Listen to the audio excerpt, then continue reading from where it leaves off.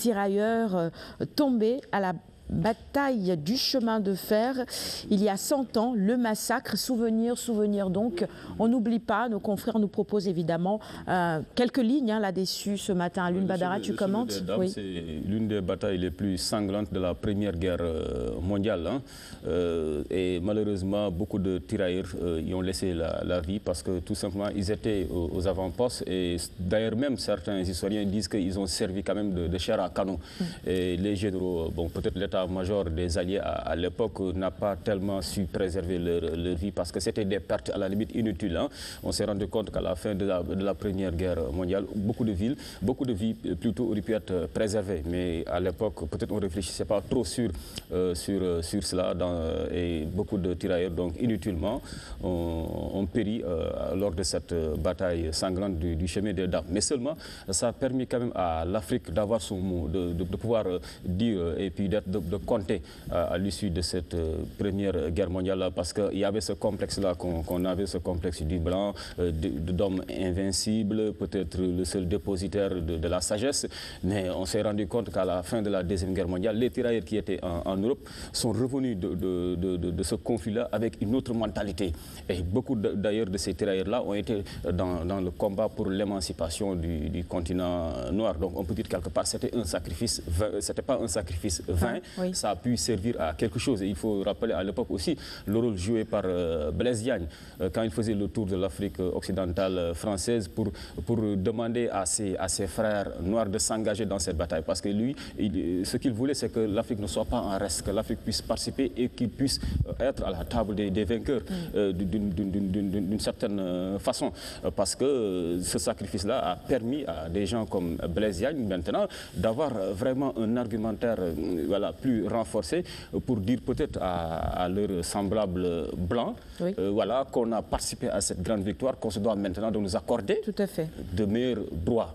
Et je pense que quand même ça a été un sacrifice vraiment utile, ça a été difficile à l'époque, mais aujourd'hui avec le recul, on se rend compte quand même qu'ils ne sont pas morts pour rien. Et aujourd'hui c'est le centenaire donc de cette bataille très sanglante qui a énormément coûté en vie humaine. Très bien.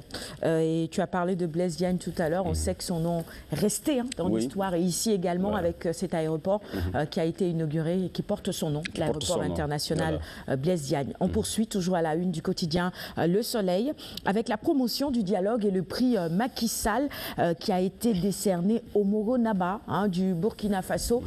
Ces personnalités, on revient généralement là-dessus, ont un rôle important dans nos sociétés et ça on en parle souvent. Ici au Sénégal, on sait que dans les différentes confréries, les marabouts ont un rôle très important dans l'apaisement du climat social. Et on voit qu'au Burkina aussi, le Moro Naba joue ce rôle-là aussi. Un prix Macky Sall pour la promotion du dialogue qui lui est décerné. C'est une belle initiative, n'est-ce pas, monsieur?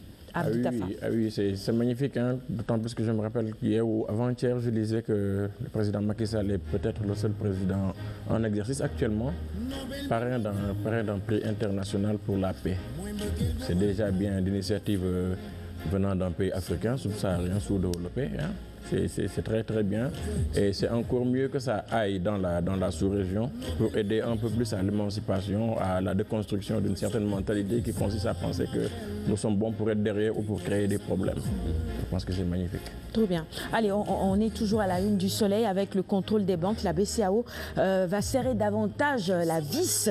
Le classement FIFA, le Sénégal reste leader en Afrique. On reparlera sport avant la fin de ce magazine. Enquête maintenant sur le séjour de l'émir du Qatar au Sénégal. La loi de l'Omerta, selon nos confrères, rien n'a fuité. On sait tout de même qu'il y a eu des protocoles d'accord qui ont été signés entre les deux pays. Sud Quotidien maintenant, Yorodia, journaliste, analyste politique, sur le passage au Sénégal de l'émir du Qatar, justement, il dit Al-Thani ne se déplacera jamais pour Karim. Les Échos maintenant, quotidien Les Échos, à la une association de malfaiteurs, actes de terrorisme, Imam Dao, ses 2 épouses et 28 co-accusés en audience de présentation hier. Et si vous voulez savoir comment ça s'est passé, eh bien, il faudra tout simplement lire le quotidien Les Échos du jour. Libération sur les premiers procès pour terrorisme au Sénégal. L'histoire secrète d'une traque. Titre Libération à sa une ce matin. À la une du quotidien. Le quotidien, c'est une toute autre actualité. La corruption dans la police et la gendarmerie. À Lingouille, incinère l'étude de l'OFNAC. Et le ministre qui dit qu'il n'est pas convaincu. On poursuit avec l'Observateur. L'Observateur ce matin qui nous parle de la traque des biens mal acquis. Mimi crée des ennuis à Macky. Ah bon, ça c'est le confrère de l'Observateur qui l'écrive. Les avocats de l'État prêts à engager la bataille pour être payés sur la base de 200 milliards de francs CFA annoncés par l'ex-premier ministre. On poursuit avec la une du quotidien Dakar Times. Moustapha l'imam Chafi, l'homme qui murmure à l'oreille de Macky Sall. Qui est-il? Vous pouvez lire ce matin sa biographie et ses compétences dans les colonnes de Dakar Times. La Tribune maintenant avec Oumar Amadou Diallo, ministre de l'Agriculture de Gambie. Il dit les Gambiens étaient les esclaves de jamais. Eh bien peut-être aujourd'hui ils sont tout simplement beaucoup plus libres. Et on poursuit cette revue des titres avec Réumi Quotidien. Avec une gamine de 5 ans tuée par le feu. Triste nouvelle, triste actualité. Oh là là, ça s'est passé à Yeumbeul Sud. Et puis cette évasion de 4 détenus à Rufisque. Les matons risquent 2 à 3 ans de prison ferme pour cela. Allez, 24 heures info sur la vente hors boutique, les prix plafonds et les prix planchers. Le pain, autant pour moi, dans tous ses états. Alors pour le moment, c'est toujours à 150 la baguette. C'est toujours à 150 hein, si je me trompe. Hier en tout cas je l'ai acheté à 150 en tant que c'est bien de dire hier. Ce matin on n'a pas encore acheté. Ce matin je n'ai pas encore acheté. Mais par contre ce qui est justement à déplorer c'est tout simplement là où on met ces pains généralement dans des boutiques où il y a vraiment tout type d'insectes qui rôdent. Et donc voilà, c'est pas très hygiénique. Pourquoi pas revenir aux cantines appropriées justement au pain pour acheter justement tout simplement des pains. Ne vous en faites pas. Cela ne va pas pour autant décourager les premiers clients de nos boulangers. Je parle de mes cousins sérieux.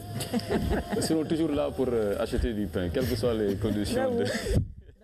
Parfaitement raison. Hein. Il faut plus d'hygiène. Ça se mange donc oui, il faut revenir à cela. Excellent commentaire, Antin. Vox Populi maintenant sur l'utilisation abusive de stimulants. La mort au bout du plaisir, crise cardiaque, artères bouchées. Ces risques qu'encourent les usagers des stimulants et autres aphrodisiaques. Et on est en décembre, c'est la période de fin d'année. C'est un sujet à lire absolument hein, pour ces messieurs et ces dames qui utilisent des stimulants. Attention, danger pour votre santé.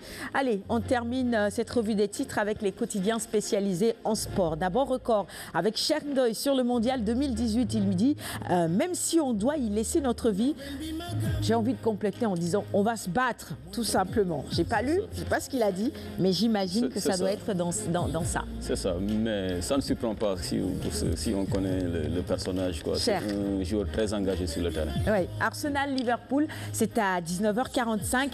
Sadio en terreur des Gunners. On passe à Stade maintenant. Meilleur buteur sénégalais, mondial 2018.